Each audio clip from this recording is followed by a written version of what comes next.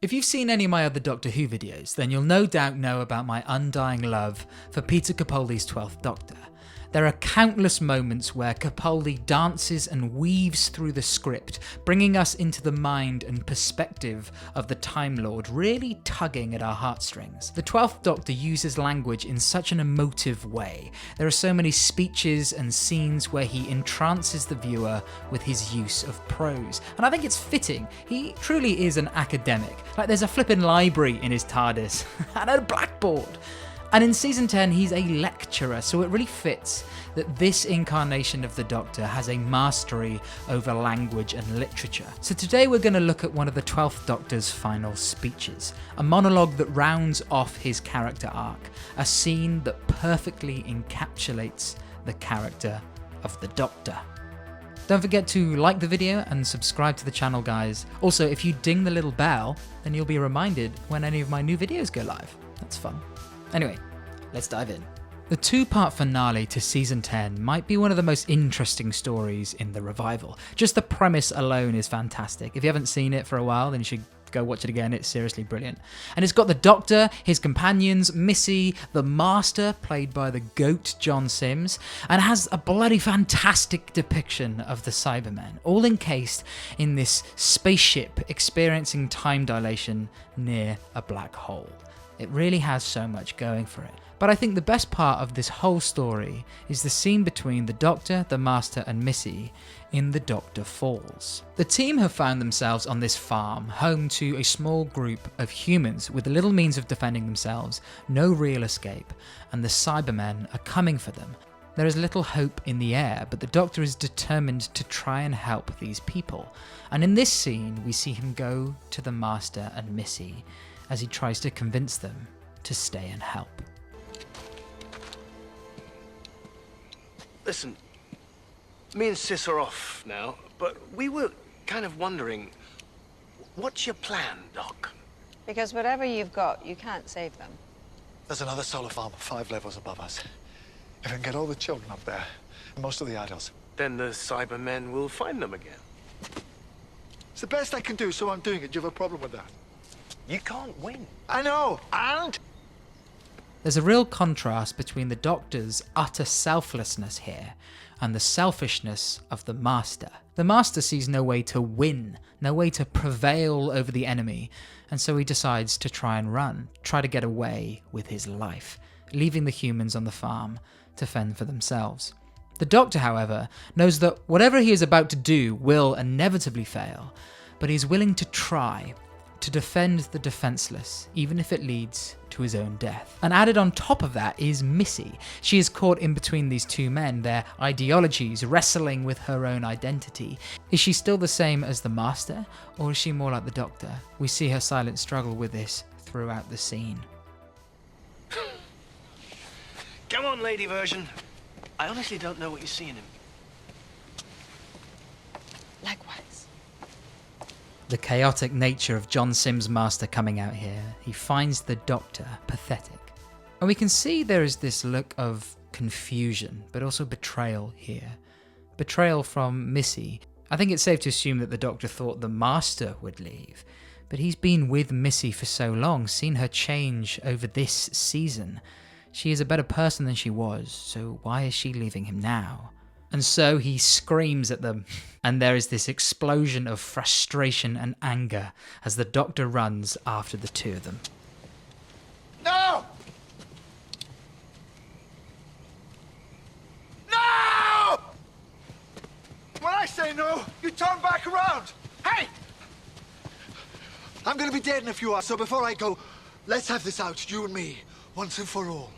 The Doctor really has come to terms with the fact that this fight is a lost cause. This fight will kill him, and he knows it.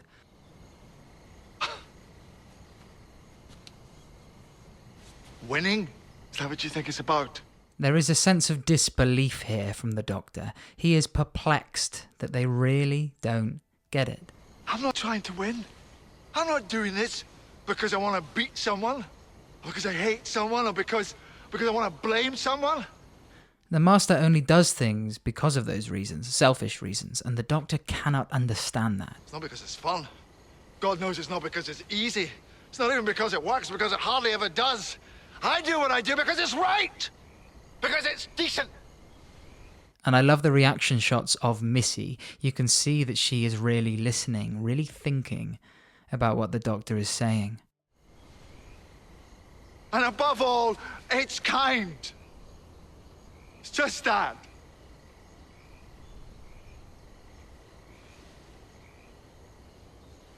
Just kind.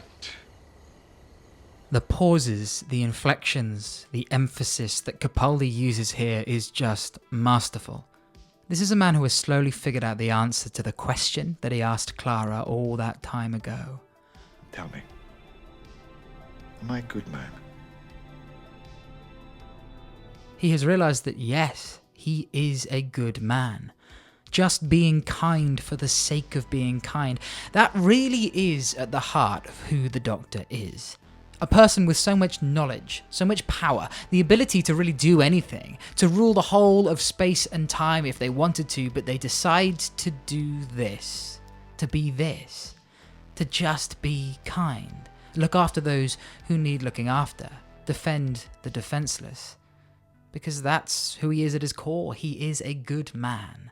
And the fiery emotion that Capaldi puts into this is overwhelming. He is trying to get the message into the Master and Missy's head. There is such passion in his words. If I run away today, good people will die.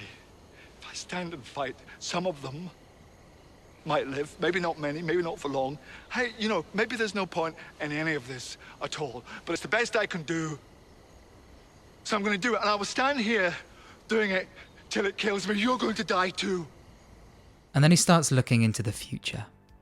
The situation they're in is dire, and his actions might save people, it might not, it probably won't, this is probably all futile, but regardless, he's going to do it.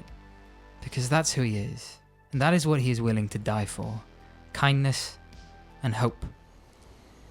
Someday. What would that be if you thought about it? What would you die for?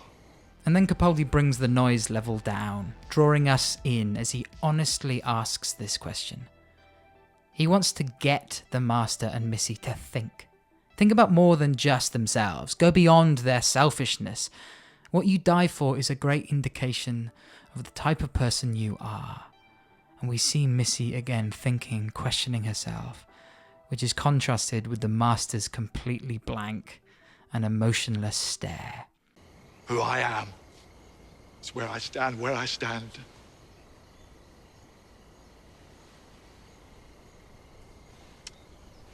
It's where I fall. To say the Doctor has resigned himself to his death is far from the truth. You can see through this delivery the huge pause that Capaldi gives here. And where I stand.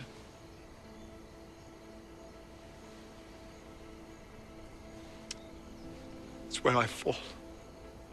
The emotional weight behind this decision, the thought process, the eventual choice that this is what he is doing.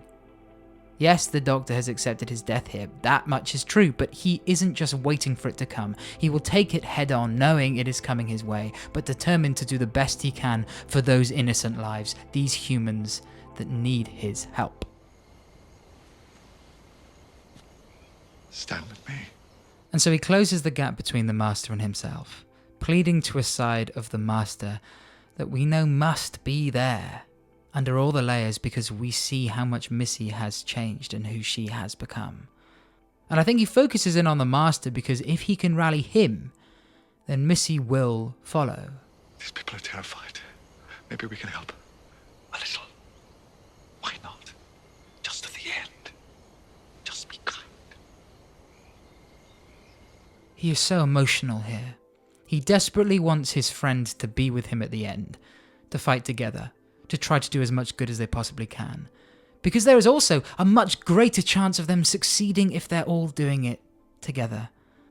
But then we get this utterly perfect and terrible response from the Master. See this face?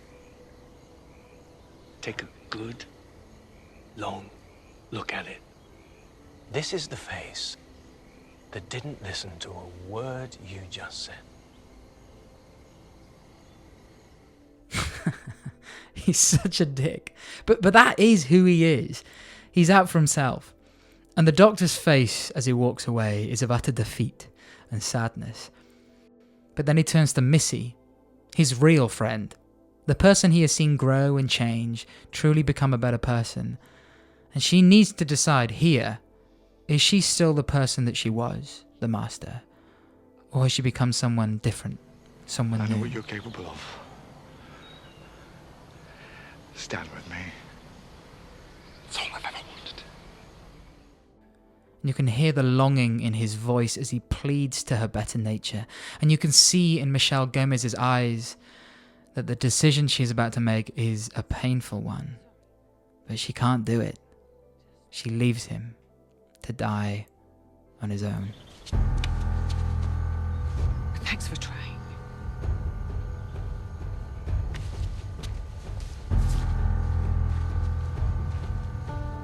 The lack of music in this scene was a glorious decision. It makes us listen to every breath, every word being said.